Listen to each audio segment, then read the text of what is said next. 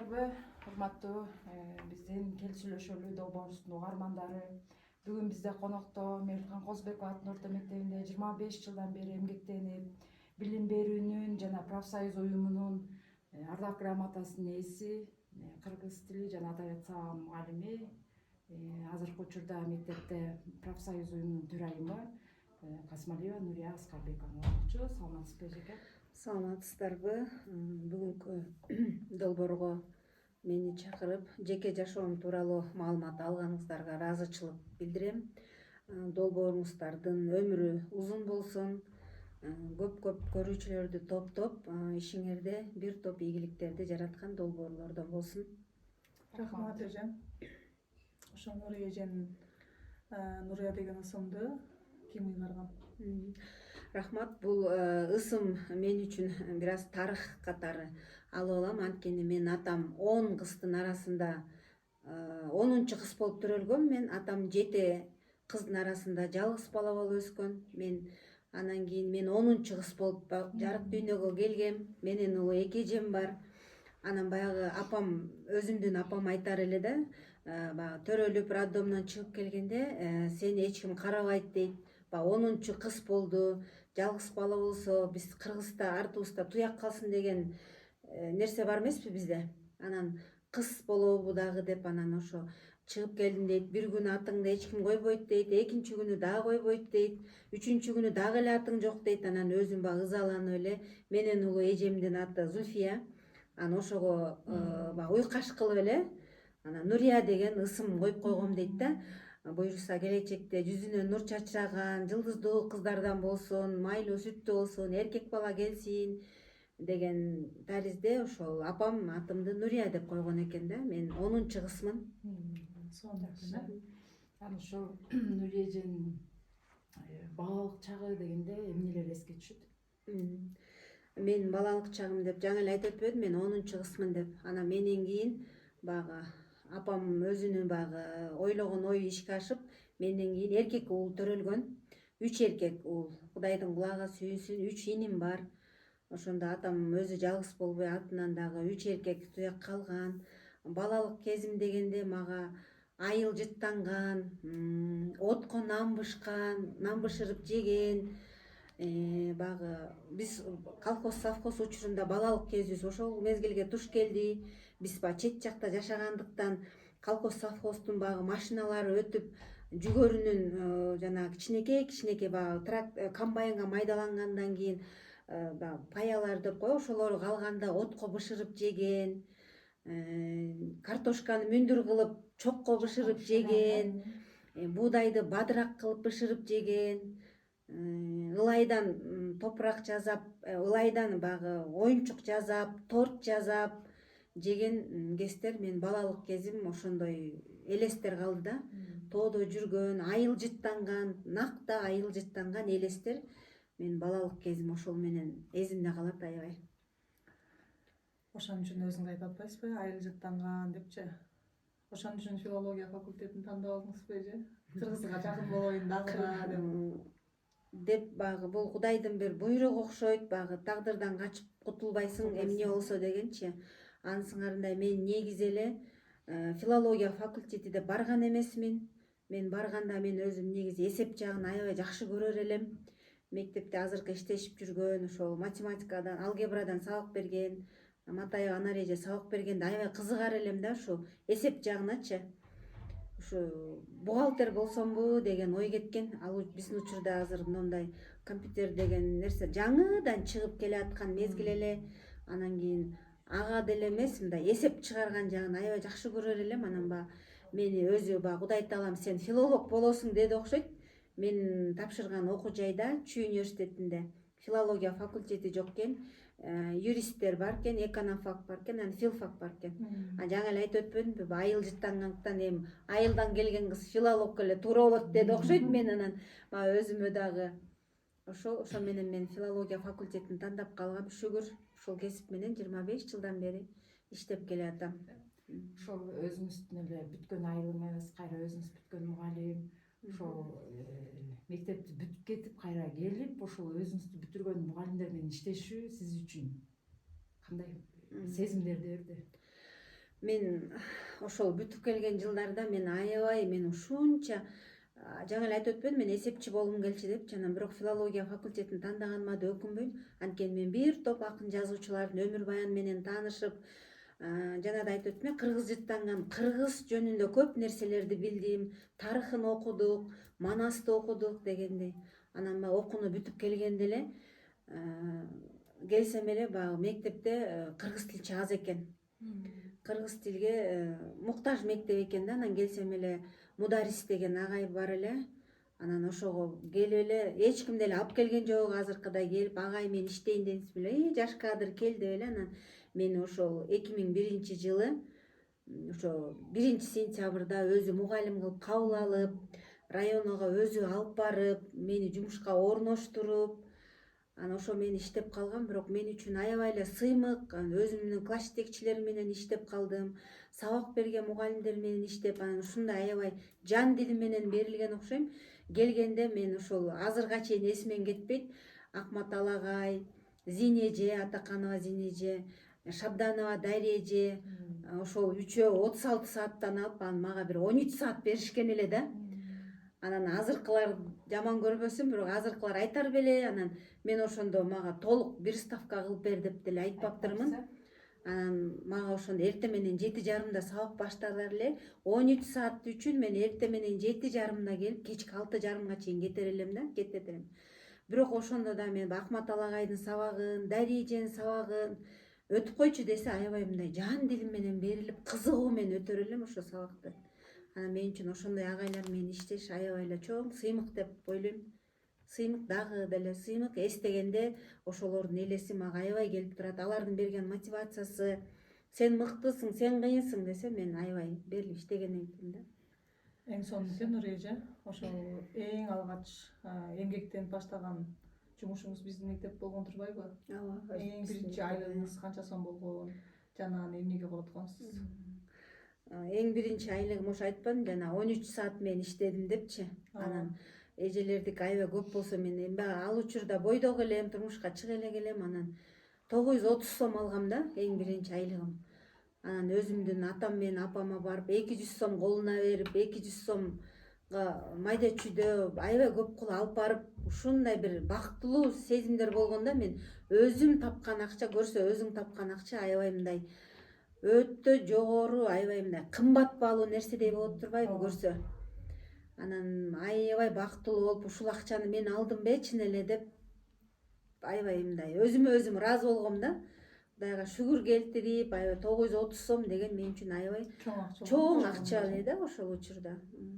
Ошо 25 жыл ичинде сиз канча деген окуучуларды уядан учурдуңуз, ошо мугалим катары эсиңизде калган классыңыз, анан тентек бир окуучулар болот го, эстегенде же көргөндө ушул бала ушундай эле деп калган күндөр. Рахмат. 25 жылдык стаж ичинде Кудайдын кулагы сүйүнсүн, Аллахка чексиз шүгүрлөрдү айтам. Ошол иштеген учурда мен 2 класс бүтүрдүм, быйыл 3 классым. Ал ортодо 5 балалуу болдум. 5 баланын учурунда декретке кетип, кайра келген учурунда ушу 3 классым азыр. Эң биринчи классым 1993 жылкы окуучулар. Анан кийин 2004 жылкы окуучуларым бар. Анан 93 жылкы окуучуларым менен мен ошондо 28-29 жашымда экем да. Анан ошол учурда мен аябай эсимде калган окуучуларым, ошол учурда мен деле жаш экем. Анан эмеге КВН ойнодук 92 жылкы кыздар мененчи. Анан балдарды алып азыркы би залына барып, азыркы балдарымдын баары мени өзүнүн классташтарымдай элестетип эле, барсам баардыгы чечинип алган, мындай кийимдерин которунуп атам, эже деп коет. Мен деле уялуу сезим жокпу же мени аябай мындай өздөрүнүн апасындай кабыл алдыбы. Анан кыздар менен бийлегиле десем, бийлеше албайт, вальсты билишпейт. Анан монтип бийлейт деп балдарым менен кыздарымды өзүм, сен бул менен бийле да, мага бирөөсү келип шурап коет, эже тиги менен тиги сүйлөшөт да депчи. Анан ошо сүйлөшкөн кыздар менен бийлетип, анан жана Мээрим деген топ бар го, жана Мээрим деген. Ошону балдарыма кийимди кыз кылып кийгизип, балдарыма соска тагып, аябай аларды курчак кылып ойночу экем да мен көрсөчү. Анан ошентип бала болуп ойноп жүрө эле анан эртеси бир жашынакай баягы классика типтеги костюм, юбка, тройка кийип барсам эле жекшембай уулу Токтомуш деген балам айтат: эже деп, анан карап турсам эле эже бүгүн текедейсиз го дейт меңичи. Анан доскага жазып аткам, а минтип эле артымды карасам эже бүгүн башкача болуп келипсиз, аябай сулуу болуп келипсиз десе, баягы окуучудан ал нерсени уккан бир чети баягы мындай сыймыктануу, бир чети ушул балдар мага айтып атабы деген кыяста болгон. Анан ошо мен сыймыктанган балам да ошол Токтомуш, Жекшембай уулу Токтомуш деген балам Бүйсара Бейшеналиевада, Бейшеналиева атындагы искусство институтунда окуп, режиссерлук кылып, бир топ кинолорду тартыптыр. Андан тышкары спорт мейкиндиги деген көрсөтүү алып барып, бир топ улакчыларды, спортчуларды телекөрсөтүүгө алып чыккан. Азыркы учурда өзүнүн жеке ишкерлик менен алектенип, брендтик кийимдерди чыгарып атыптыр. Мына ошол балам менен мен сыймыктануу менен айта алам. Назарбек уулу деген Арген деген балам бар. Ал күрөш боюнча бир топ Азияда чемпион болгон экен. Андан тышкары мен менен иштешип калган Нурсултан деген балам бар, Зохрап уулу. Өзүңөрдү билесиңер, биз менен бирге иштешип калган. Ал балам менен сыймыктанам. Баардык эле окуучу, ар бир окуучунун өзүнүн орду бар. Анан кийин 2004-жылкы кызым Кеңешбекова Ажар деген кызым бар эле. Ал дагы ошол жакшы окуп былтыр бизге 1-класстагы 2 жыл мурда 1-класста окуткан Дыйканбаева Гүлмира эжеге анан 11-ди бүтүргөн мага ыраазычылык кат алып келип берди эле ректораттын атынан. Ушул сага татыктуу тарбия берген ушу эжекелериңе деп бизге ыраазычылык кат, мен ушундай окуучулар менен сыймыктана алам. Сонун эже, ошондо эң биринчи алган классыңыз 93-жылкылар болот. 93-жылкылар. Ошонча жыл стаж ичинде 3 гана классты алып бүтүрүп келе атасызбы? Ооба, 3-чү жана айтып өтпөдүмбү? Кудайдын кулагы сүйүнсүн, 5 баланы төрөп, кайра келип кетип 1-классым 90-жылкылар эле, анан кайра келсем сен жашсың деп эжекелер алып койду эле да мененчи, сен жашсың дагы бүтүрөсүң деп. Мурда ушундай эле, анан 93-төр болду. Анан кийин ортодо ушинтип балдарымды карап үйдө отуруп калыптын да көбүнчө. Ошол азыр 25 жылда мектепте эмгектенип келесиз. Ошо кандай мугалимдер менен иштешүү өтө кыйын болду сиз үчүн? Рахмат. Мен үчүн ошол 25 жылдык иш тажрыйбамда мен кыйын деп деле айта албайм. Мен өзүм анткени жаш болуп келгенде биз дагы көп нерсени сурачу элек да, ошо агай эжелерденчи.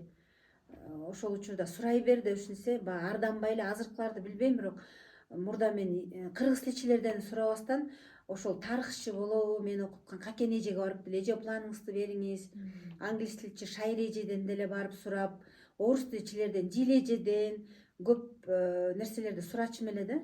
Анан тилекке каршы азыркыларды билбейм, же заманбап болуп интернетке сабактын пландары чыгып калабы, көп мугалимдердин сураганын эмете албайм да, кездештире албайм. Демек буларга оңой окшойт деп, мындай оңой дебейм, оңой деп айта албайм ба, же булар интернет булагынан көп нерсени алышып алабы, кыйын болгон мугалимдер деп деле айта албайм. Анткени сураса жардамды берип коем, мүмкүн болушунча колумдан келишинче, алым жетишинче жардам берип коем мугалимдерге. Анан насаатчы болуп жүрдүм кыргыз тилчилерге, аларга колдон келишинче жардам бердим. Кыйынчылык жараткан мугалимди кезиктире алган жокмун. Нури эже азыркы учурда биздин коллективде кайсыл мугалимдер менен иштешкенине сыймыктанат? Ошол мугалимдер менен тагдырлаш болуп калганыма, тагдырыма ыраазымын. Бизде да таланттуу мугалимдер көп азыркы учурда. Ооба. Кимдерди айта аласыз? Ооба, азыркы ар бир учурдун өзүнүн мыкты мугалимдери болот. Ар бир учурдуку.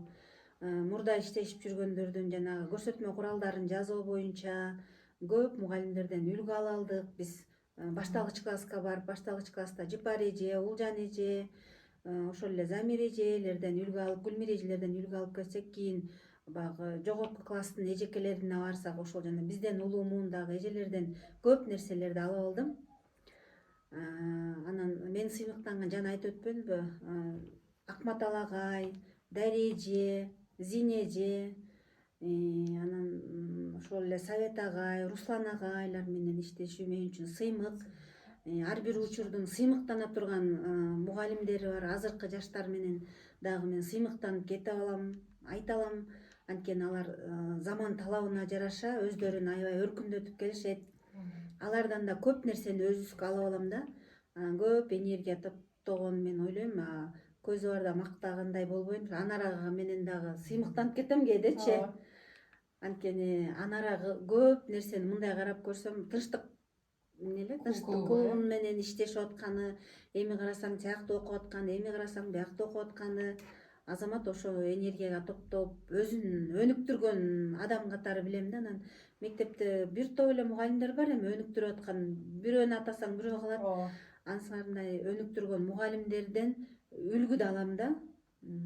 Азамат ушинтип өзүн өзү өнүктүргөнгө эмне жетсин? Өзүнүн үстүндө иштеген. Мактап койсо мен эртең барып эле эмне жумуш кылсам деп. Жакшы. Эми азыркы учурда ошо кыргыз тилчи катары сиз эмнелерди жоготуп атам деп ойлойсуз мектепте же кыргыз тилчи катары? Бул аябай мындай глобалдуу маселе деп айта алам. Анткени кыргыз тилчи катары биз ойлойбуз, биз кыргызбыз, кыргыз тилин билебиз, демек кыргыз тили оңой эле деп. Мен жоготуп атканымдын бирден бир себеби биз багы орусташып кеткенибизди аябай өкүнөм. Мындай патриот адам катары өкүнүп, мындай кыйкырып айткым келет, бирок тилекке каршы ал нерсени эч ким укпайт болуш керек. Өткөндө мен ушул бир эмеге жагдайга туш болдум да. Мектепте быйылкы 5-класстарды биздин мектептеги эле эже агайлар айтып атат, 5-класска кирсек орусча сүйлөшүп атыр азаматтар. Булар азаматтар деп айтып атат да. Ооба, башка тилди билүү жаман эмес, жакшы. Бирок биз кыргыз тилдүү болгондуктан кыргызчаны үйрөтүшүбүз керек деп ойлойм да. Ошону жоготуп койгонбуз, ошодон аябай ошол нерсе жоголуп баратабы деп ойлойм да. Анткени кыргызча китептерди да көп окушпай жатат. Тилекке каршы азыркы жаштарыбыз кыргызча мультфильмдерди да көрбөйт. Жанагы могу массалык маалымат каражаттарынан көп башка нерселерди көрүп атпайбы? Мен өкүнгөнүм ошол. Эмне үчүн кыргыз тилине сүңгүп кирип окушпайт? Эмне үчүн ошол үйдө орусчаны үйрөткөнгө далалат кылышат дагы, кыргыз тилди үйрөткөнгө эмнеге далалат кылышпайт деп ошону жоготуп атабызбы? Ушинтип эле кыргыз тили жоголуу коркунучуна дуушар болуп калабызбы деп ошол жак көп кейтет да. Ошол эмени дагы ушул суроодон улай эле да бир эме чыкты да менде мындай суроо. Жана жаштардын соцсеттерде отуруп бири менен кат жазууда дагы бир катачылыктар бар да. Ооба. Анан ошону да айтып келем да мен окуучуларга. Жөнөкөй эле суроо. Ооба деген сөздү ооба, ооба деп жазып коет да. Эки тамга менен жазып коет. Ушул дагы коркунучту алып келиши мүмкүн да окуучуларга. Биз кийинки муунда ушундай эле сөз менен жазып койсо болот турбайбы депчи. Анан ошону да кантип алдын алсак болот ушул жаштардын. Мен ошол өзүм берген класстардын мындай кирген класстардын баарын айтам да. Урматтууларым, силерди мен телефонго кирбегиле дебейм. Мен да ушул нерсени көп айтам да. Ооба деп, бул деген ката. Кыргыз тилинде айтылышы бар, жазылышы бар деген. Мисалы агала деген менен ак ала деген сөз бул. Ошону силер WhatsApp'тан жазганда да туура жазганды үйрөнгүлө. Канчалык китеп көп окусаңар, силерди мен багы начар жазат, начар окуйт деп айта албайм. Баарыңар билесиңер, бирок силер азыркы тил менен, башкача айтканда азыркы жаргондор менен жазып атпайсыңарбы? Ооба деп, баратак, келатак депчи мындай. Ал сөздөрдү жазбагыла, силер ошо менен үйрөнүп каласыңар. Эртең силер да бала чакалуу болосуңар. Биз күйбөсөк, сен күйбөсөң, анан мен үйрөтпөсөм, анда биз кыргыз тили жоголуу коркунучуна келип калабыз да. Деп анан ошон үчүн китеп көп окугула, урматтуулар. Мен силер телефон окугула дебейм. Китеп окугула деп кечке китептерди мындай сунуштайм да окуучуларгачы. Ошентип сунуштап атып бир топ китебимди окуучулар менен кайра мага кайтып да келген жок. Мындай айылдап кетип, бүтүп кетишет. Мен унутуп коем анан. Ошол нерсе мени абдан кейитет чындап эле. Нури эже, кыргыз тил адабият мугалими катары сизге кыргыз тил сабагын берген көбүрөөк жагабы жан дүйнөңүзгө же адабиятпы? Мен экөөнүн баягы бир жакты карасам экинчи жагым ооруйт дегенде мага баягы бир балам болсо баягы кызым катары кабыл алам.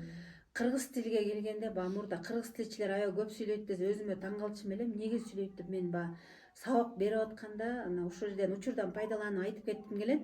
Тилди өтүп атканда мени ушуну абдан сүйүндүргөн бир окуучум бар да. 90-жылкы Айзат деген кызым бар эле да. Анан ошол эже сиздин үнсүздөрдүн жасалуу орду менен жасалуу ыгын өткөн темаңыз азыркы күнгө чейин көз алдымда деп мени аябай сүйүндүргөн да.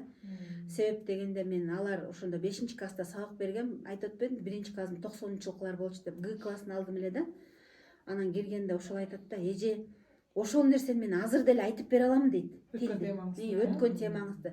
Эмне кылдым эле деп ушинсем, эже билесизби, өзүңүз сиз аба болуп туруп бизди бирөөң бөйрөксүң, өпкөсүң деп айтып, анан мен абага чыгып баратам дептир, эшиктин бир оозун ачып, бул үстүңкү эриниңер, бул силердин астыңкы эриниңер, мен мына чыгып келатып туруп, но тишиңерге такалып калсам бул жасалуу орду болот. Анан чыгып кетсем бул ыгы болот деп ошенткенде мен аябай билгем. Ошондо рыны дирилдет деп дирилдеме деп айтканыңыз алиге чейин эсимде. Эже л деп айтканыңыз капталдан чыгып кетип атпайбы аба деп ошол бир эки тыбышты айтып мени аябай бир сүйүндүргөн да. Сиз ушинтип өтпөдүңүз беле эже, ошонуңуз аябай эсимде калды деп. Анан тилди өткөндө деле менин жан дүйнөм аябай мындай практикага эмес, мен мындай теорияга эмес, практикага көп таянам да. Себеп дегенде мисалы жана 6 жөндөмөнү өткөндө атооч ким эмне деп айтпайм дагы. Атооч атайсың, илик сен ошону иликтейсиң. А барыш барасың. Көрдү, суроосу оңой эле. Барасың деп айтам да. Кимге барасың? Табыш сен табасың. Кимди табасың? А жатат дегенде эмнеде жатат? Столдо, партада, үйдө. А чыгат дегенде чыгып кетет, көрдүңөрбү? Эмнеден чыгат? Үйдөн, талаадан, мектептен, көрдүңөрбү мына деп ушинтип айтсам, окуучулардын мээсине аябай сиңип калат экен ошол нерсечи. Анан бул тилди, анан эми адабиятта бул аябай, мен адабиятта айтканда айтам, балдарым, силер кыргыз тил, силер төрөлгөндөн баштап өмүрүңөрдүн аягына чейин керек болот. Силер арыз жазасыңар жумушка киргенде. Деги эле өмүр баян жазасыңар. Кайсыл жумушка кирбегиле, мейли сен сот бол, мейли врач бол, анан жумушта деген акты деген түзүлөт. Бул мынакей бүт ушул тил менен адабиятта кетет деп. Экөөнүн мындай мен үчүн өтүш аябай мындай кызыктуу дагы, ары окуучуларга мындай тарбиялык мааниси чоң. Бөлүп да карай албайм да, экөө тең аябай. Сизди да биздин замандын мыкты мугалимдери деп айта алам да. Анткени мен сиздин окуучуңуз катары билем. Жана сиздей мугалимден сабак алганыма мен да сыймыктанам да. Азыркы учурдагы окуучулардын өкүндүргөн эмнеси сизди өкүндүрөт? Мисалы үчүн жат жазууну аябай ката жазышат го. Же чыгармаларды окубай келгени сизди иштөөдө окуучулар менен кыйынчылык туудурабы? Ооба, албетте. Ушул кээде тим эле жан дүйнөңдүн ичиңен ыйлайсың да окуучулардычы. Ошол бирден бир ушулардын китеп окубагандыгы деп ойлойм да. Будан 20 жыл мурдагы окуучулар менен азыркы окуучулардын айырмасы аябай бар. Ошол учурда окуучулар деле экиге жазчы, бирок кайра кайталап деле жаздырбачы ошол учурда. Ошончо жете турган деңгээлде экиге жазбачы да алар. Эми ошол учурда деле ушинтип окучук. Эми азыр аябай тим эле жайдан окуп берсең деле баягы жаңы эле Анар эжек айтып өткөндөй жана ооба деген сыяктуу жана дегенди кыскартып салат. Канча айтсам да түшүм эметпейт да. Жана дегенде силер 2 тамганы калтырып кеттиңер. Бардыгы 5, бирок жана дегенде жа менен дегенде мыны деп койсоңор деп айтсам деле болбойт да. Анан ташмалды көп айтам окуучуларга. Ташмалданганды билбей атасыңар. Ошондо ташмалдан оңго анан мүчө болуп бөлүнөт. Мисалы мен ташмалдана албайм да, мен адаммын да. Менин башымды бияка апарып туруп тияка бөлүп салган болбойт. Оңго сөздөр ташмалданбайт десең деле окуучуга канча айтсаң деле эмне кылат? Анан өзү ойлойм да, китеп көп окубагандыктан го депчи окуучуларды. Китепти окуучу көп окубаса, демек жат жазууну ката жазат деген кошуласыз. Ката жаз кошулам мен ага. Мындай аябай 100% деңгээлде кошулам да. Анткени мектепте окуучулар бар да, кээ бир окуучулар мындай ооз-экиде аябай жок да. Бирок жат жазууда мындай сурасаң билбейт, 3кө жазат, бирок жат жазууда азыр мен турмуштан кезиктирип атам да, 5кө жазат. Ишене албай мынтип жанында отурган баланы карасаң, ал 3кө жазган, тиги 5кө жазды. Азыркы учурда 7-класста ошондойдор кездешип атыр да. Анан аябай мынтип мактап койсом кийинки да тим эле колу дагы аябай жакшы жазылып аткан окуучулар көп. А тилекке каршы жакшы окуган жана кээде жасалма болуп кетип атпайбы? Жакшы окуган кыздар деле ката жазып калып атат да. Андай учур кездешет. Анан мен окуучуларга көп айтам, силер азыр губкасыңар депчи. Азыр көп нерсени окуп калсаңар, көзүңөр курч силерди кабыл алууңар. Мындай көз алдыңарда калат деп көп айтам окуучуларга. Китеп окугула деп, өзүңөргө калат депчи. Жакшы. Ошол адабият менен кыргыз тилди биле албайм деп атпайсызбы эки кеч. Анан мугалим катары ушу кайсы чыгарма балдардын окуу программасына кошулбай калган. Эгер ушуну кошсо балдардын бир тарбиясына керек болот эле, же дагы бир турмушка керек болот эле, ушуну кошпой калган деген бир чыгармаңызды айта аласызбы? Ооба, мындай эми китеп кыргыз тилчи катары, китеп окуган мугалим катары мен баягы азыркы деле жаман деп айта албайм. Көп чыгармалардын тарбиялык мааниси зор. Ошол биз кайсы чыгарманы өтсөк баардыгы тарбиялык мааниси зор. Анан кийин мен дагы айтарым, бул кыргыздын тарыхы кошулган көчмөндөр кагылышын муну кошуп кетсе деп ойлойм да. Себеп дегенде баягы өткөндү билбей келечекке умтулуу мүмкүн эмес деген бар эмеспи? Балдар азыркы жаштар ойлойт болуш керек, заман ушундай эле болуш керек депчи. Бирок тилекке каршы биз да көргөн эмеспиз ал нерсени. Анан ошол кыргыздын мурдагы үркүн мезгилиндеги, андан кийинки мезгилде эле, согуш мезгилинде эле ошонун баардыгын биз билбейбиз да, көргөн эмеспиз, жон терибиз менен сезген эмеспиз. Ошол көчмөндөр кагылышы, Кокон хандыгынын учуру, андан кийин эле жана маркумдар үнүндө эле мен ошол айта алам да. Анткени мектеп программасына кирсе, азыркы жаштар окуу жайга окууну бүтүп окуу жайга барганда булар даяр нерсеге барат. Үйү дайын, окуй турган жери дайын, бияктан ата энелер менен телефон менен байланышта болуп, акчасы дайын, оокаты дайын. А ошол маркумдар үнүн окуган окуучулар деле, окурмандар деле билет болуш керек канчалык кыйын. Мисалы барышып алып, ушул турган Бишкекке ат-араба менен барышып, анан коробкалардын үстүнө жатып, эрте менен üşүдүрүмдө ойгонушуп, бири-бири менен. Андан кийин адамдар Ташкентке барганда дагы эл тааныбай, жер тааныбаган жеринде адамдарды тааныбай ушунчалык бир кыйынчылыкты башынан өткөзгөн да. Анан азыркылар деле ошону сезсе, балким деп мындай шүгүр кылат беле да, биздин жашоо жакшы экен.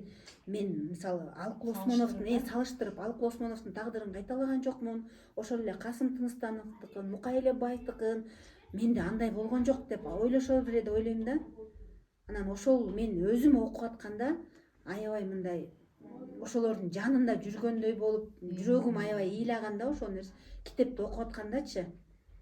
Анан ал бир жагы, анан кийин азыркы китептердин баарын телефонго массалык маалымат каражаттарына чыгып атпайбы? Тенти Адышеванын жана Кылы үзүлгөн комузум деген китепте жок, бирок интернет барагында ал дагы бир аябай кейиштүү, аябай сонун чыгарма да. Анан азыркылар билбейм, темасына карап эле, азыркы метод ушундай го, окуучуга теманы берип коюп, анан ары өзү алып кетет деп. Анан мен да ошону окуп атканда, эмне үчүн кылы үзүлдү экен комузум? Башында ойлойсуң, бала бирөө бар үсүп салды деп, көрсө, ал турмуш менен байланышкан чыгарма экен. Ушундай тарыхый чыгармалар көп кирсе деп ойлойм да мектеп программасына. Сонун эже, мен да тарыхчы, тарых мугалими катары ушул чыгармаларды окуу программасына киргизсе деп ичимен эч кимге айтпай ойлонуп жүрөм. Анан азыркы учурда мугалимдин коомдо кадыр баркы жоголуп, мурдагыдай мугалимдерди сыйлабай, ушундай заманда жашап калып атыкпы биз. Сиз өзүңүздүн жеке оюңуз кандай, мугалимдердин коомдо кадыр баркын кантип көтөрсөк болот? Эми кадыр баркы дегенде өзүбүздү мактап эле кечке өзүбүздү айта бергенден да алыспыз, бирок азыркы ата энелер мурдагы ата энелерден үлгү алса деп ойлойм да. Эми азыркы ата энелер ойлошу мүмкүн, мугалимдер барып келип эле, кычырап кийинип келип эле деп айлык алат депчи. Мен мурдагыга караганда азыркы кыйын деп ойлойм да. Себеп дегенде мурдагылардан берген немеңди, мөмөңдү кайра алчың да. Кайтарым байланыш аябай бар болчу. Тим эле окуучу айтып берсе, ушунча жырга укчу келет да. Азыр тилекке каршы ошондой нерсени ала албай жатабыз да. Бул бир эле биздин Кыргызстандагы көйгөй эмес, баардык өлкөдө болуп аткан көйгөй деп ойлойбуз. Анткени көрүп билип эле жатабыз да. Анан тилекке каршы коомдо кантип көтөрө билиш керек. Мурдагылар мугалимди деп үйдөгү ата эне аябай мындай мугалимдин даражасын аябай көтөрчү эле да. ооба Биз деле өзүбүздү алып карасак эле, ал деген мыкты мугалим да. Мисалы Сарыкул агай бизге раматтылык класс жетекчи болгондо, ал деген аябай мыкты мугалим. Ал бүттүгүн билет, ал деген талапты каты кое билген. Ошол эле Турда агай физикадан өзүнүн сабагын мыкты билет. Чынөбү агайчы ал жер семирткичтерди тим эле уктуп аткан жеринен тургузсаң биле турган агай да деп. Ар бир агайдын кылган ишин анан ошолорду тим эле болушунча мактаар эле да. Мисалы баалаган эл болчу да. Анан бизде эми аз тилекке каршы угуп атса ата энелер таарым калбаса эле, койчу ошол мугалимиңди десе, анан бала деле ошентип ойлойт болуш керек деп ойлойм да. Демек баягы жана баланы бир эле ошол үйдө тарбия бербестен ар тараптан ата эненин да колдоосу керек. Ата эненин да колдоосу керек го деп ойлойм. Ошо мектептен биз билим берсек, ата эне үйдөн Тарбия берсе, ошондо эл бизде шарк бир аркылуу байланыш болмок да, анан сыйлоо дагы болот беле деген болот да. Жакшы экен. Анда ушул эжекке эгерде кыргыз тилчи болбосо ким болмок? Кыргыз тилчи болбой калсам деп эле мен соодагер болмок окшойм деп эле. кайсы тараптагы соодагер болмок? Кайсы тараптагы мен ушул соодага да аралашып калдым. Эми биягы тиги жак деп да айта албайм, баягы Жамбылга барып соода кылып жүрдүм, бирин экин алып келип жүрдүм. Өзүм деле бир аз ошол соода сатык менен жайында ошол өргүү учурунда соода сатык менен алектенем. Баягы сооданы деле кээ бирлер айтып калат, баардык адамга деле мындай алып кете албайт деп ойлойт деп айтышат да. Анан мен ал нерсе мага эме деле эмес, эми жеңил катары сезилет да. Эми ал бир жагым болсо, анан экинчи жагымда мен ошол жана айтып өтпөдүм башында, мен ошол мугалим болбосом дагы жана эсепчи болгон жагын, бухгалтер жагын аябай жакшы көрчүм эле да. Ошон үчүн азыркыга чейин жашоомдо математиканы көп колдонмадым дейсиз. Колдонуп ошо соодада жүрүп озек эсептейм да көп нерсени. Сон нече? Канча жыл болду дедиңиз иштегениңизге? 25 жыл. 25 жыл ичинде окуучулардан алган эң баалуу белегиңиз кайсыл болду эле? Жакшы сөз болгонбу, колдоо болгонбу, же кайрылып сизге ал калыңсырап учурашып кеткен учурлар сиз үчүн баалуубу? Ооба, жана эң биринчи айтып өтпөйм, жана ооз ачып өпкөн, көз ачып көргөн 93-жылкы менин балдарым болчу да. Анан ошолор окууну жайында биринчи жылы окууну бүтүп кеткенден кийин келип алып атайын келишиптир үйгө. Келип алып мен ошо жанагы эле Токтомуш, Нур Султан, Арген, Бек Султан ушулар келишиптир мага. Келип алып тим эле мени апасындай кучакташып аябай көп учурашканбыз. Аны экинчи жыл келди, аны үчүнчү жыл келишти. Анан азыр деле көрсөм деп эмеден саламдашып, көрүшүп турабыз. Анан бир ошол 2093-төрдөн эмете албай калдым, бирок 2004-төрдөн бир батмандын бетине ар бири мага мындай духи да, эме батмандын бетине ар бири мага каалоо тилек жазып, анан бирөө эме кексти ошого чаптап коюптур. Скотчтопчу. Кантип жей турган кекс. Анан шоколаддарды чапташыптыр, үйүнөн жана барбарис конфеттер, үйүнөн кимисинде эмне болсо ошолорду чаптап коюштур. Мынтип ороп алып келип мага беришкен эле да. Ошондой кылып беришкен. Ошол мен үчүн алардын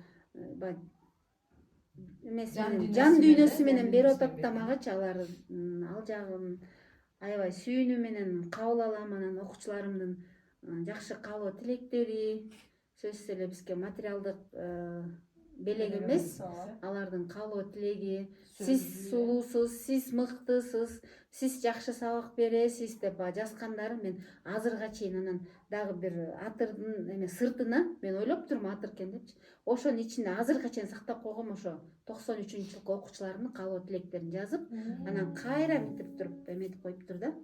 Сыртына мени атыр экен деп атсам эле баягы нерселер экен да. Анан окуучуларым дейм, кийин 20 жылдык, 10 жылдыкта берем деп сактап койдум. Нури эже, ушунча жыл мектепте иштеп келе атпайсызбы? Канча окуучуларга устат болдуңуз?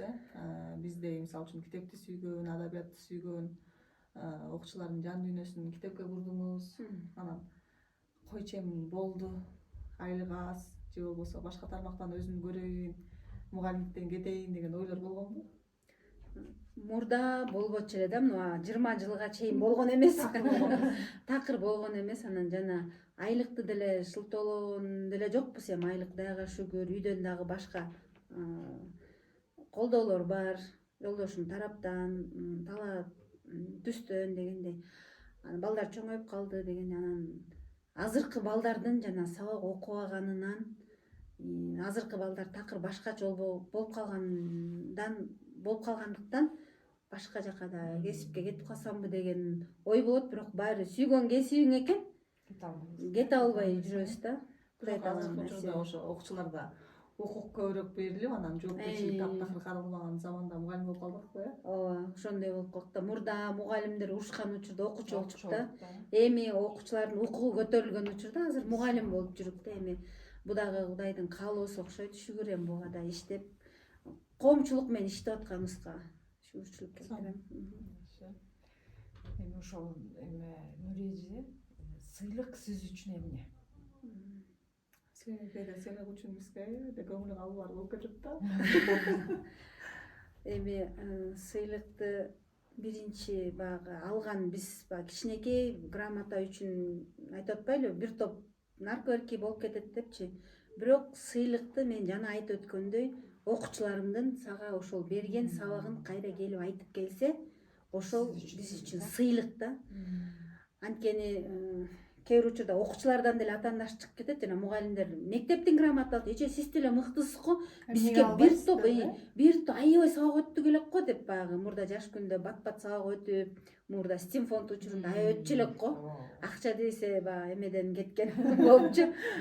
Анан ошол учурда окуучулардын сага берген эмеси бул сыймык, сыйлык деп ойлойм. Анан кээде сырттан дагы ата-энелерден балам сени аябай айтып калат десе, мына ошону нак сыймык, жанагы Гапыр агай айткандай, силер мындай бир барак грамотага эме кылбагыла, силердин сыйлыгыңар, сыймыгыңар ата-энелер, анан окуучулар, комиссияңар окуучулар дегендей болуп, мына ансыңарындай баягы окуучулардын сага ошо берген мөмөңдү кайра сага айтып берсе, шактаса, мына ошол мен үчүн сыймык, анан сыйлык деп ойлойм. Нурия эже кыргыз тил ишмес адабият мугалими да, китепти көп окууга туура келет да. Өзүңүздөр сиздер ар бир чыгарманы, программаны сөзсүз түрдө окуп чыгасыздар го, бирок кайталап жадабай окуган китебиңиз кайсыл болгон? Мен ушул жадабай окуганым азыркы күндө да, мурда ошо окуучулук кесиптегин айта албайм, студент кезде ошол Төлөгөн Касымбеков агайыбыздын Сынган кылыч романын биз өзүбүз окуп, ошонун баш сөзүн жазган Кадыркул Даутов деген агай бизге адабияттан сабак берген, адабият теориясынан баш сөзүн жазган. Анан ошол бизге зачет коердо, сынган кылычты аласың, анан зачет коем деген да. Ошол учурда 200 сом болчу. Сатып аласыңар, сатып да аласыңар, анан зачетту да коем, анан экзаменден да өтөсүң деп бизге мажбурлап берген да. Анан ошол учурда агай тиги дүйнөгө кетип калды, бирок ошол учурда агайды аябай жаман көргөнбүз. Анан кийинки күндөрү мен агайга аябай ыраазычылык билдирдим да, анткени мен ошол китеп текчемде сынган кылыч турганына мен азыркы күнгө чейин сыймыктануу менен айта алам. Анткени ошол китепти мен жапжаңы типографиядан чыкканда алгам, агай өзү жазып берген, жана баш сөзүн жазган агай. Нурия эме окууңа ийгилик, буюрса сен дагы кыргыз тилчи бол деп баш сөз жазып берген. Анан ошол китепти көптөргө бердим. Жана Алтынай Турарбекова деген азыр телевидениеде иштеп жүрөт го, ошол келип эже окуш керек экенин ага бердим. Дагы бир журналист кыз бар эле, ал келип алып кетти. Анан ошол китепти мен окугандан жадабайм, азыркы күндө дагы окуп жатам, бүтөйүн деп калдым. Анткени себеп дегенде ошол учурда кызык окуганым жана Шералынын хан көтөрүлгөнү, анан Чокоюнун илип койгону мен үчүн мындай бир чети тарых да бул эми. Адам өзүнүн өткөн күнүн билип туруш керек, сезип туруш керек. Мен кандай адам элем, ким болдум, мурда ким элем, азыр ким болдум дегенди адам өзү сезип туруш керек дегенди ошо туура кылган болуш керек деп, тарбиялык мааниси аябай зор чыгарма да. мен окуучуларга дагы сунуштап да айта алам, берген класстарга да айтып берем, сынгаңышты окугула, силер түшүнбөйсүңөр. Албетте бул силерге түшүнүксүздөй сезилет, бирок окуганга келсеңер аябай жакшы чыгарма мааниси. Мен азыркы учурда ошо Кокон хандыгында Шералдын чокой илинип турган мезгилде жүрөм. Жашап атам мен. Мусулман кулдан үзүп аталыкта ушул жерде жүрөм да азырчы. Сынган кылычта сизге эме терс көрүнгөн каарман. Ушул каарман жагыр бит да китеп окуганда бир эки катмарга бөлүп аласызбы? Жакшы киши жака өтүп анан кайра жаман киши жака өтүп алып окуйсузбу?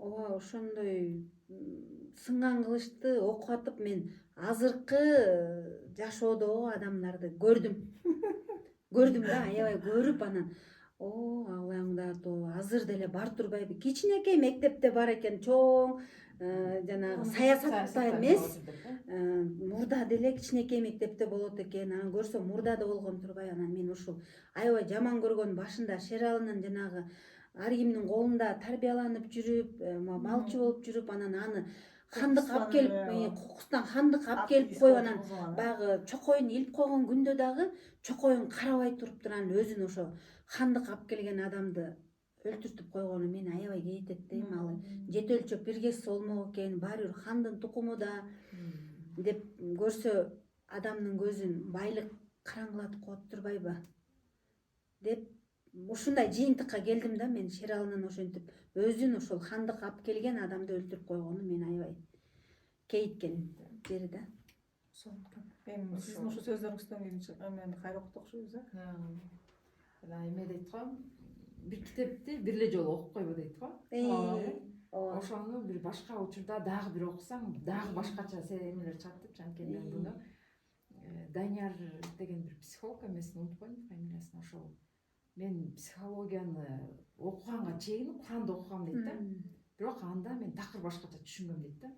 Анан кийин кайра эмени психологияны окугандан кийин кайра Куранды окусам таптакыр башка түшүнүк чыккан деп түшүнүп эме бериптир да, интервью бериптир да. Анан ошодон кийин мен ойлоп калдым да, чынымен китепти бир эле жолу окуп койбош керек да.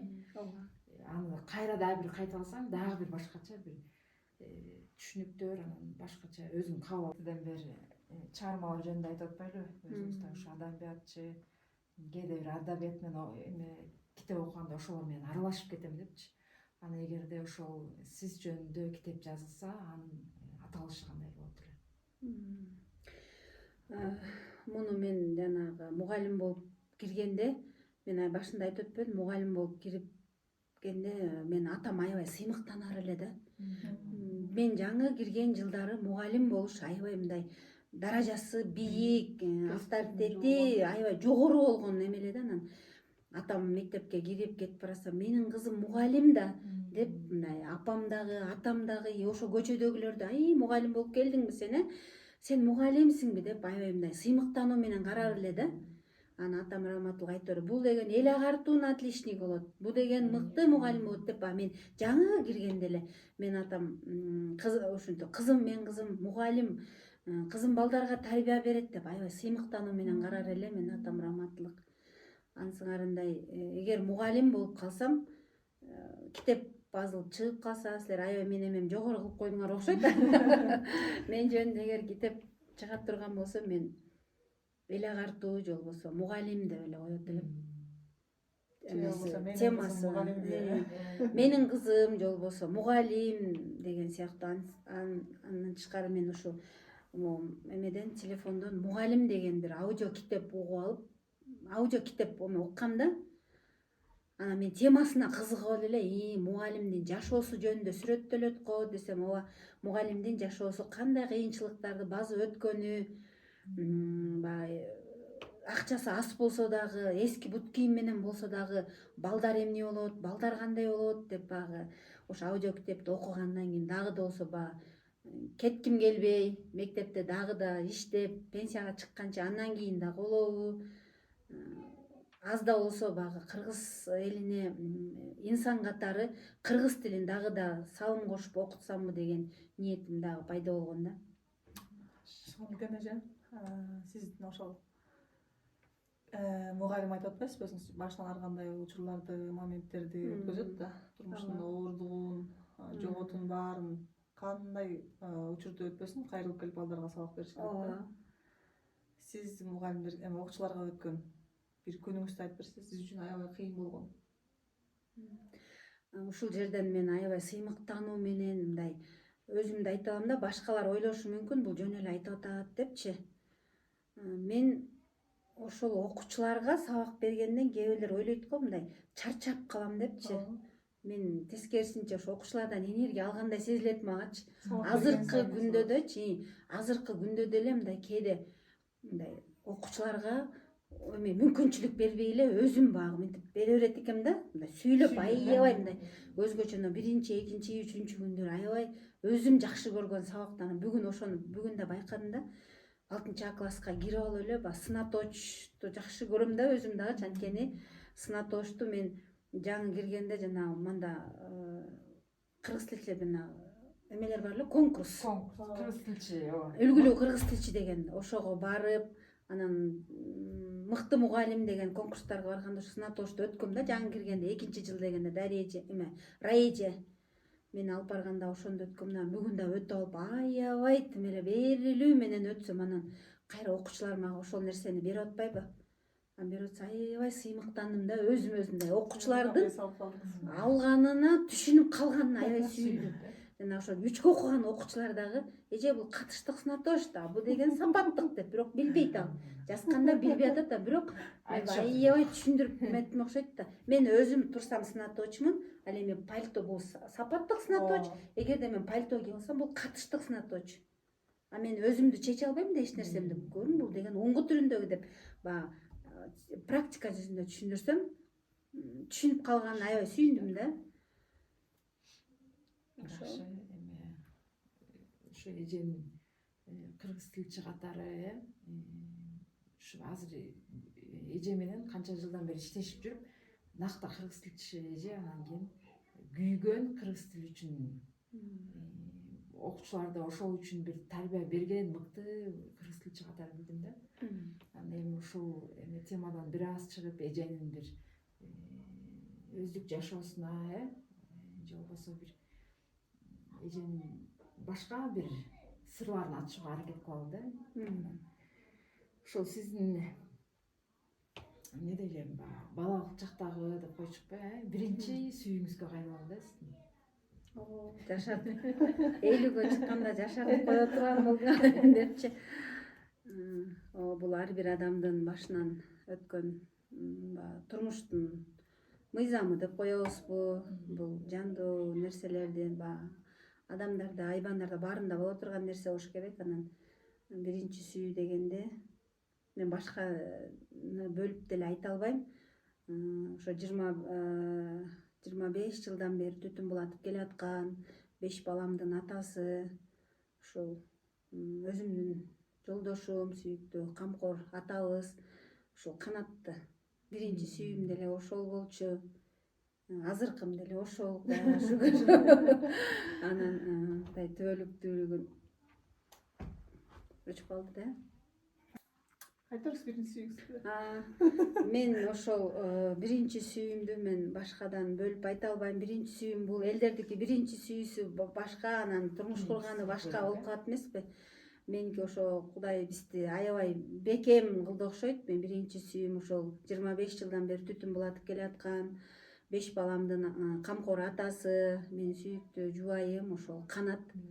Эң алгач ошол менен алгачкы сүйүүм да ошол болгон, азыркы сүйүүм да ошо, буюрса түбөлүктүү сүйүүм да ошол Канат болот деп айта алам. Чын элеби же? Аны кантип далилдеп бере алат экенсиз? Аны далилдегенде менде аябай фактылар көп да кой. Аны айтып өтсөм да могул жерде мен силерге алдымда турат. Бул нерсени мен кайра көрүп айта алам. Анткени бул биздин бала кездеги бири-бирибизге классташтар катары сүйгөнүң ким, анкета деп койчу эле да. Азыр эми телефон аркылуу сүйлөшө турган болсо, баардык эле биз бири-бирибиздин ички жан дүйнөсү анкета аркылуу билчү элек да. Анан бүткөнүмө быйыл 30 жыл болот.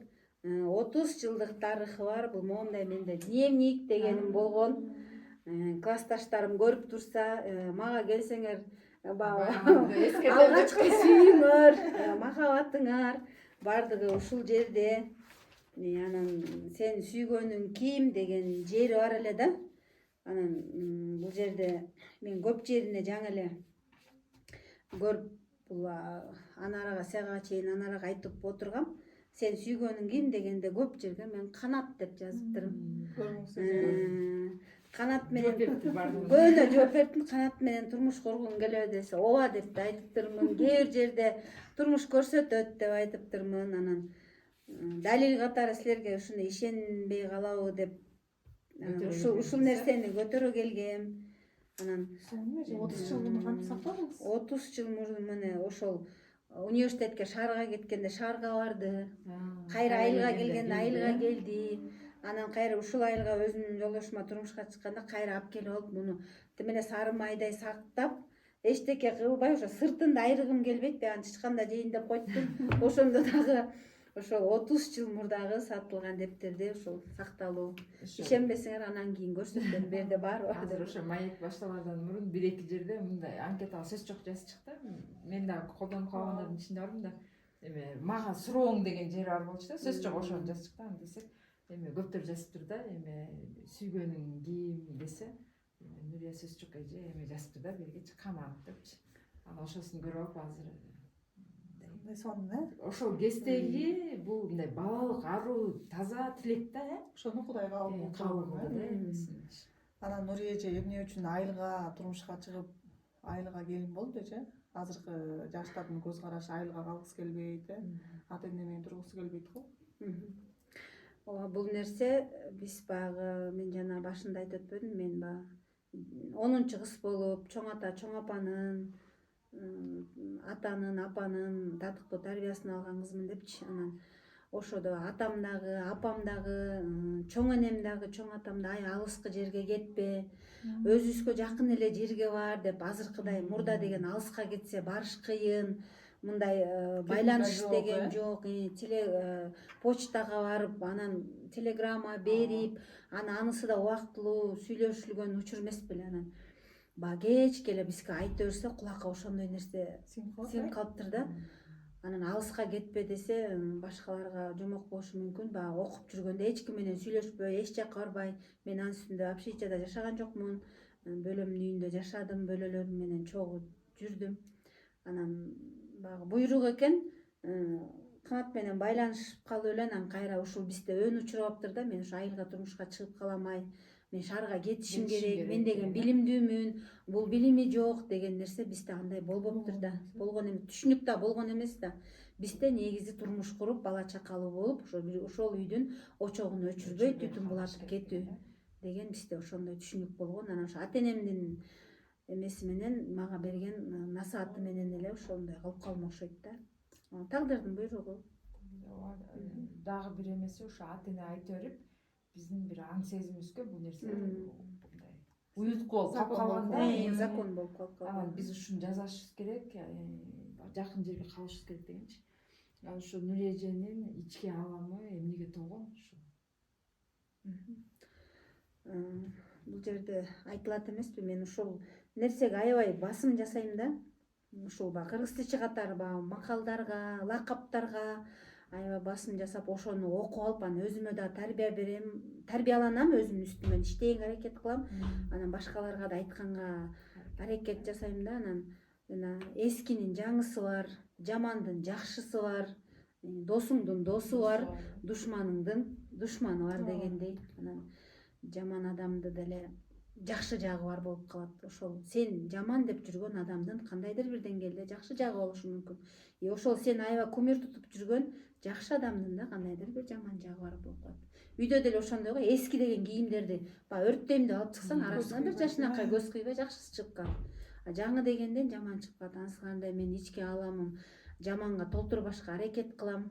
Дайыма жакшылыктарга, жакшы көз ирмемдерге, мындай эсте кала турган күндөргө, бирөөгө жакшы сүйлөгөнгө, ошону толтурганга аракет жасайм. Өзүмдүн үстүмөн ушундай нерседе иштегенге аракет жасайм да. Балдарга деле, үйдө мектепте окуучуларга деле жакшы нерсе айтып, алардын ички кааламын жакшы көз ирмемдерге калтырганга аракет жасайм. Сонун экен. Ошол Нурия эже мугалим, Нурия эже үйдө келин, жолдошуна жылайт, балдарына эне, мугалимдик кесип түшүктүү, аны да алып барыш керек, үйдө келин болуш керек дегендей, сиз да ар дайым иштеп, тытынып, ар тараптан көрүп жүргөн адам катары Нурия эже энергияны кайсыл жактан алат? Чарчайсызбы жашоодо да?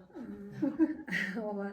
Эми балдар жаш күндө албетте чарчоо болгон, үйгө келсең чарчап калчумун.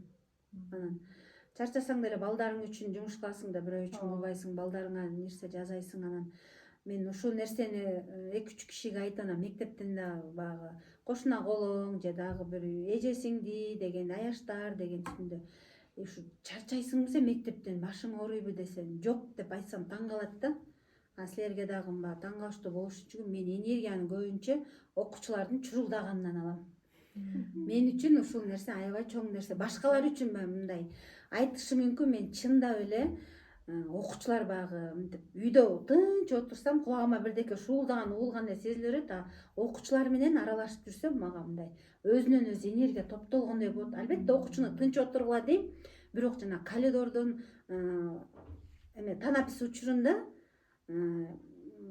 мегемеге учительская баратканда окуучулар чурулдаса мага ошол жактан бир энергия топтолгондой, өзүмө бир мындай кандайдыр бир жылуу кийим кийгендейби же бирөө азык болгондойбу ушундай сезилет. Энергияны ошол нерседен алам. Анан тышкары мен ушул көбүнчө талап түстө дейм, анан огороддо багбанчылык кылгандан да энергия алам. Жашылчаны аябай жакшы карайсызбы? Жашылча тигип, анан ошолорду карап, ошолордун арасында өскөнүнө мындай сүйүнүп, ошолор менен сүйлөшүп деп коембу, ушул көк чөптөрдүн арасында отуруп, ошолорду мындай жумуш кылып жүргөндөн, кыскасы окуучулардын чурулдаганы менен анан ошол багбанчылыктан энергия алам десем болот. Мен андан тышкары мен ошо энергияны жана жайында 3 ай биз өргөгө чыккан учурда мен окуучулар сагынып калам чындап эле. Анан көчөгө чыгып туруп окуучулар жана балдар чурулда ойношот эмеспи, жайында чуук ойношуп, биздин көчөнүн үстүндө жанагындай жарыктандыруу берип койгондо балдар аябай көп болот. Анан ошолордун чурулдагынын жанында басып алып энергияны топтоп үйгө кирип кетем. Эң соңунан өзгөчө экен эже. Мындай жоопту биринчи жолу угуп атам. Демек энергия баардык жактан келет экен жанагы эмеге телефонду зарядтагандай экен да. Анан ошо Нурия эженин хоббиси эмне болуп экен? Мен хоббим баягы мугалим катары китеп окуу. Китеп окуганда жана айтып өтпөдүмбү, аябай ошол китепке кирип, ошол учурду элестетип алам. Андан тышкары мен жана Чыңгыз Айтматовдун Деңиз бойлой жорткон ала дөбөтүн окуганда ушунча бир дүйнөгө кирип кеткем да. Өзүм дагы жана деңиздин үстүндө туманда калып калат эмеспи? 3 муундун өкүлү калып калат да. Анан ошол учурда ушунча жан дүйнөм тим эле ыйлап, аябай окуп, берилип, уктабай да окуп бүткөнгө аракет кылгам да. Ошону мурда деле окугам, бирок кайталап да студент кезде окугам, бирок ошону эмне үчүн деңиз бойлой жорткон ала дөбөт деп багы темасына деп ошол жерде калып, анан жана туманба жол таппай калганда жашоо дагы ошол сыяктуу болуп калат экен депчи. Ар бир адамдын башынан өтөт болуш керек жашоодо ошол деңиздин үстүндө туманда калып калган учурлар жеңил жашоону эңсеп багы кетип калып атпайбы? Анысыларда тарбиялык мааниси мен ошол жерде накта экенин билдим да. Анткени биринчи муундагы адам өзүнүн кийинки муунга суусу калбай калган учурда берип атпайбы? Экинчи муун кайра үчүнчү муунга берип атат, ошентип үчүнчү келечек жаштардыкы деп кайра тигип берип атпайбы? Ошондо бул жерде деңиз бойлой жорткон ала дөбөттүн тарбиялык мааниси келечек жаштардыкы. Жаштарды колдош керек деген тартип мына көрсү, канча жыл мурда ал 80 жылдар жазылса деле мына азыркы мезгилге 21 кылымга дал келе турган чыгарма экен. Актуалдуулугун жоготкон эмес ал. Ошол китеп окуудан мен албетте энергия алам. Ошол деңиздин үстүндө өзүм кайыктын ичинде бир бөлүгү катары жүргөндөй болуп сүзүп кетем. Жанагындай андан тышкары айтып өтпөдүмбү, сынган кылычты окуганда ушу Кокон хандыгына кирип кеткем. Жана кылы үзүлгөн комузумда Тенти Адышеванын жашоосуна кирип кеткем. Аудио китеп укканда жана мугалим дегенде анын тагдыры өзүмдү элестетип кеткем. Андан тышкары менин хоббим баягы таза абада сейилдөө. Мен азыркы күндө дагы эртең менкисин туруп 1 саат таза абада сейилдеген жактырам. Бул дагы мен өзүмдүн бир хоббим катары кеткен. Анан бийиктикке чыгуу. Жана да айтып ометип кеттирим, менин хоббимдин бири да ошол бийиктикке чыгуу. Эгерде Нурия мугалим болбосо ким болот эле деген, эгерде мага кайра жашоо бере турган болсо мен бийиктикке чыгып альпинист болот белем деген ойдомун да. Эми азыр албетте баары кечтечи анан. Бирок мага ошол бийиктикке чыгып, мугалимдердин эс алуусун билебиз баарыбыз, Абшир атага барып, ошол жерде аскадан аскага кеткен багы гүлөнчөк бар экен. Ошодон элдер теп албай атканда мен теп ушунча бир энергияны өзүм алгам да. Ошол жака чыгып кетүү мен үчүн эл үчүн кыйын болсо дагы мен тобокелге салып, анан парашюттан секиретип белем, эгер мага ошол мүмкүнчүлүк берсе деп ойлойм да. Мүмкүнчүлүк берет болсо, демек болуп калса. Эки буюрса сиз экөөсү чогуу секирет окшойт. Айтып атпайсызбы, мүмкүнчүлүк болуп калса депчи, мүмкүнчүлүктүн баардыгы ошо жаштык кезде болот да. Нурия жаштыгын эмне менен өткөрүп жибергенине өкүнөт. Эмнени кылып калсам болмок ушу жаш кезде. Ооба, жаш кезде багы баардык нерсени мен ушул кылганым туура деп ойлой берет экенбиз. Мен азыркы кылганым туура, мен ушуну туура эле деп ойлойм деп. Ошол учурда мен баягы кыргыз тилчи болуп окудум, бирок андан тышкары дагы жана айтып өтпөдүмбү, мен өзүм бияктан да подкастты көрсө айтышым мүмкүн болуш керек. Жаңы эле орус тил деп айтып атпайт беле деп, башка тилди да өнүктүрүп койсом эме болмок беле. Өзүм үчүн да, мен эми баягы тилди албетте экинчи орунга кое албайм. Биринчи орун болсо деле өзүмдү ошол ар тараптуу дагы андан ары дагы өнүктүрүп, кандидатты жактап, диссертацияны жактоо деген менин бир кыялымды кийин бир ойгонду да ошол нерсечи. Мен ошо магистратураны окуп, анан ошонун үстүндө кандайдыр бир чыгарманын үстүндө болобу, же багы тил боюнча бир морфология жөнүндө болобу, же бир синтаксис жөнүндө диссертацияны жактап, андан ары илимдин үстүндө иштесем болмок. Ошону кылбай калганыма бир өкүнөм да азыркы. Кайра мүмкүнчүлүк болсо мен андан ары дагы окуп, жанагы нерсени артка кайрылып айылга келбей окуйт белем. Анда бизге ким кыргыз тилден сабак бербек эле. Кээде ошо адамдын башына ар кандай нерселер келет экен да. Кээде оор болот, кээде эме деп коет го, оор келгенде чөкпө, жеңил болсо тиги көкөлөп кетпе деп коечу. Ошо Нурия эжеге сыноо келсе кантип ошо сыноодон чыгат. Эми мен дагы да ушул күндө жашап, ушул жерге келип, ушунча жашка келгениме Аллахка шүгүрдү чексиз келтирем. Шүгүр, Кудайыма шүгүр, мен Кудай сактасын, андай оор сыноо келди деп айта албайм. Ал жашоодо бир ак кара бирге жүрөт эмеспи, казан аяк кагышат дегендей. Ал нерсени мен сыноо деп деле карай албайм. Турмуштун өзүнүн мыйзамы болуш керек деп, нугу, ал баардыгын деле болуп калат болуш керек. Мен болбой эле койсун, бирок болуп калса жеңил желпи кылбай, жана айтып өтпөдүмбү, мен ата эненин тарбиясын алып, чоң эне чоң ана атанын тарбиясын алган. Анан баардык нерсеге сен бекем болушуң керек.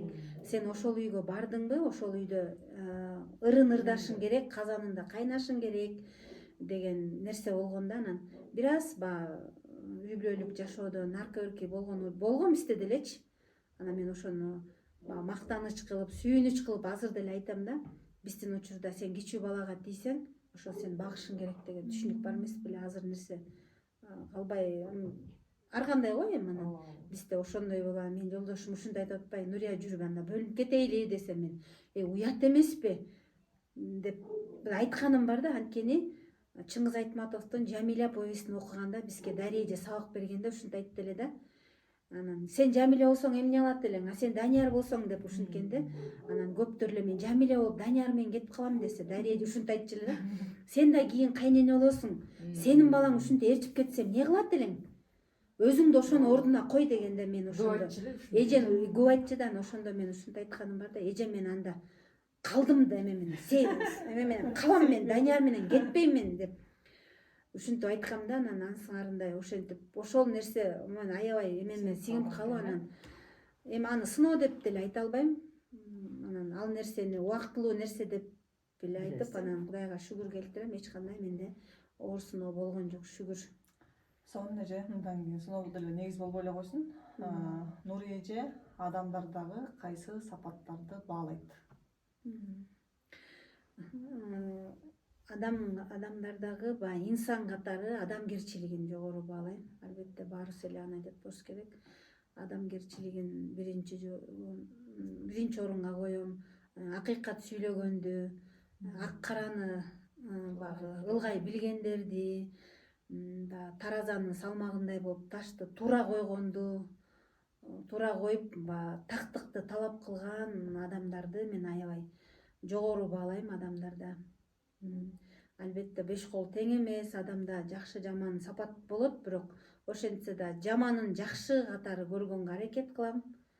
Мейли жаман сапаты болсо, акыры ал бир күнү оңолор деген ишеним менен анын жаман сапатын көргүм келбейт. Анан баягы жакшы сөз барга, жакшы адамдар бар дүйнө сакталуу деп. Ансыңарындай жакшы адамдар бар болгон үчүн биз азыр жашап жатабыз, дагы да жашайбыз да. Ошо эртеден бери ушул жакшы нерселерди айтып өттүңүз да, кыргыздын патриоттук сезимдериңизди бир көрүп отурум да эртеден бери. Анан ошол кыргыздын дагы бир баалуу салттарыбыз бар да биздин. Ошолордун кайсынысын карманасыз, анан өтө баалайсыз ошолорду? Бул салтты мен баягы жана айтып өттүм да, чоң эне, чоң ата, анан мен да ошо кайнене, кайнатанын колуна келдим. Анан бардыгы эле баягы салт сананы, үрп адатты кармаган адамдар болчу. Раматтылык дей дүйнөгө кетип калды кайнене, кайнатамдар, чоң ата, чоң апамдар баары кетип калышты. Анан заман талабына жараша азыркы үрп адаттагы, каада салттагы заман нугуна жараша өзгөрүп баратабы деп ойлойм да.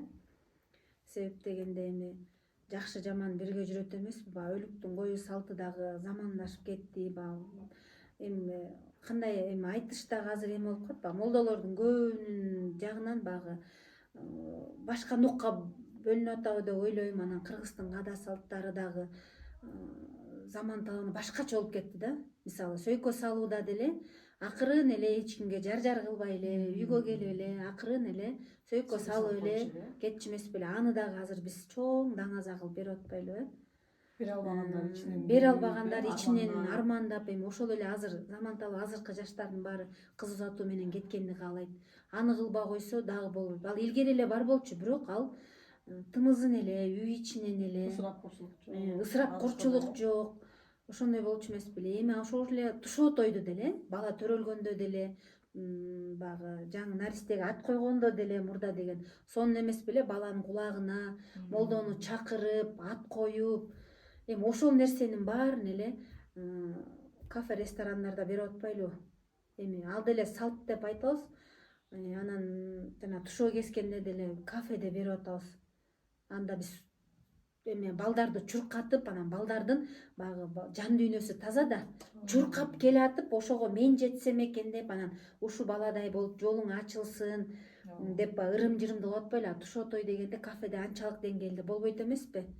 Эми заман талабы бул. Анан мен ошо буюрса келин алсак, тушоо той берип, кафе жок эле көчөдө балдардага берип, батасын алып, анан жана ак кара жип ийрип, ушул нерсе аябай жагат да. Анткени мен раматтылык кайненем 3 балама тең тушоо эме Ноорузда тушоо кестирип, анан ушу жүн ийрип атканы мен мынтип ак караны эшипчи, ак жүн менен кара жүндү эшип, анан ошо баланын бутуна байлап, анан кайра ошол ак кара жипти эч нерсе жерге тебелетпей алып келип, аны майлап, сүттөп, жашоосу майлуу сүттүү болсун, ушул ак караны баягы майлуу сүттүү болуп жеңип чыгып келсин деп отко өрттөп койгону, бул кыргыздын ырым-жырымы ушул мага аябай жаккан да. Анткени кайнене катары колунда калып, ошол нерсени буюрса орундатабыз деген изги тилегибиз бар да. Нурия эже мугалим катары эмнелерди баалайт? Себеби коомдо мугалимдердин баары китепти баалайт го. Сиз эмнелерди баалагансыз? Рахмат, мен мугалим катары мен көп нерсени баалайм деп айта алам. Себеп дегенде мен өзүм ушул айылга турмушка чыктым дебедим. Анан менин ошо кайненем дагы, кайнатам дагы мугалим болуп иштешкен адамдар. Ошол эле ушул мектепте үзүрлүү эмгектенип, ардактуу эс алууга чыгышкан, экөө тең 40 жылдан ашык мугалим болушкан. Кайненем раматтылык башталгыч класстын мыкты мугалими эле.